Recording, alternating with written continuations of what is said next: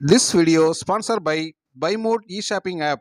BuyMode e-shopping application is one of the online shopping app now available on Play Store and App Stores. Hello friends, நம்ம வீட்டுக்கு தேவையான காய்கறிகள் மற்றும் மளிகை பொருட்கள் போன்றவற்றை நம்ம பைமோட் ஆப்பில்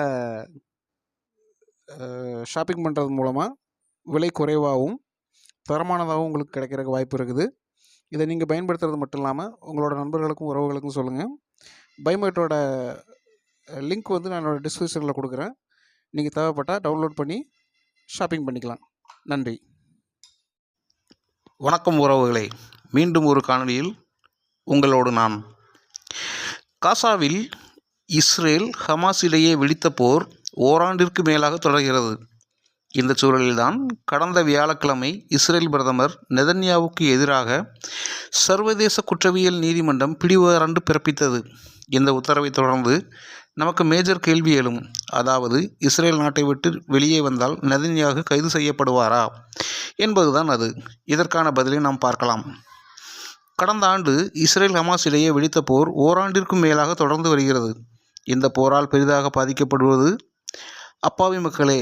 காசாவில் உள்ள அப்பாவி மக்கள் தான் பாதிக்கப்படுகிறார்கள். இந்த போரில் பல அப்பாவி மக்கள் பரிதாபமாக உயிரிழந்தார்கள். தங்கள் இருப்பிடங்களை விட்டு பல லட்சம் பேர் வெளியேறினார்கள். இதற்கிடையே இந்த போரில் மனித உரிமைகள் மீறப்பட்டதாகவும் போர்க்குற்றங்கள் நடந்ததாகவும் புகார்கள் எழுந்தன. இது தொடர்பான வழக்கு சர்வதேச குற்றவியல் நீதிமன்றத்தில் நடந்தது. அந்த வழக்கில்தான் கடந்த வியாழக்கிழமை இஸ்ரேல் பிரதமர் நெதன்யாகுவுக்கு சர்வதேச குற்றவியல் நீதிமன்றம் பிடிவாரண்ட் பிறப்பித்தது. கொலை, துன்புறுத்துதல் உள்ளிட்ட போர்க்குற்றங்களுக்காக பிடிவாரண்ட் பிறப்பித்ததாக கூறப்பட்டுள்ளது.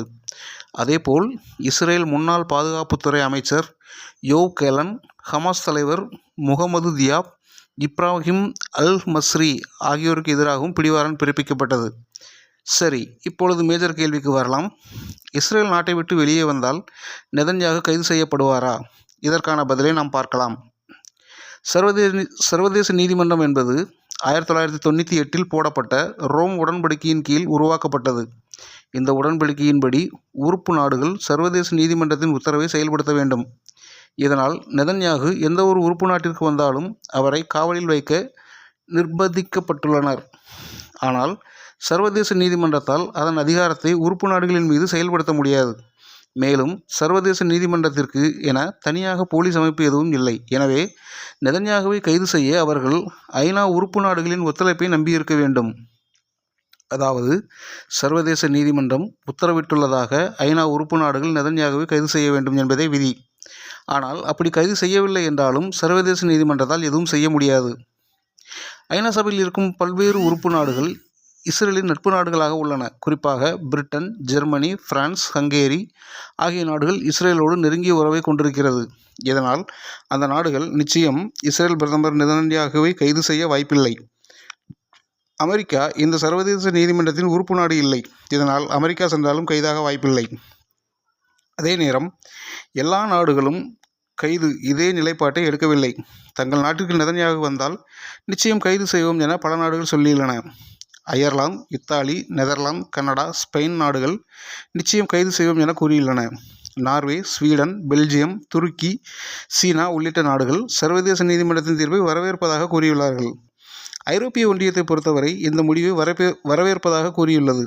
இது தொடர்பாக ஐரோப்பிய ஒன்றிய வெளியுறவு கொள்கை செயலாளர் ஜோசப் பொரெல், இது ஒரு அரசியல் முடிவு இல்லை, இது ஒரு நீதிமன்றம், முறையான விசாரணை நடத்தி இந்த தீர்ப்பை அளித்துள்ளார்கள். சர்வதேச நீதிமன்றத்தின் இந்த முடிவை நாங்கள் மதிக்கிறோம். இதை நாங்கள் நிச்சயம் நடைமுறைப்படுத்துவோம் என்று கூறியுள்ளார்கள். நன்றி உறவுகளே, இந்த காணொளியை முழுமையாக கேட்டமைக்கு. இதுபோன்ற சர்வதேச விஷயங்களை நீங்கள் உடனுக்குடன் தெரிந்து கொள்ள நம்ம சேனலை சப்ஸ்கிரைப் பண்ணுங்கள். உங்கள் நண்பர்களுக்கு ஷேர் பண்ணுங்கள், லைக் பண்ணுங்கள், மறக்காமல் அந்த பெல் பட்டனை அமுக்குங்க. Thank you.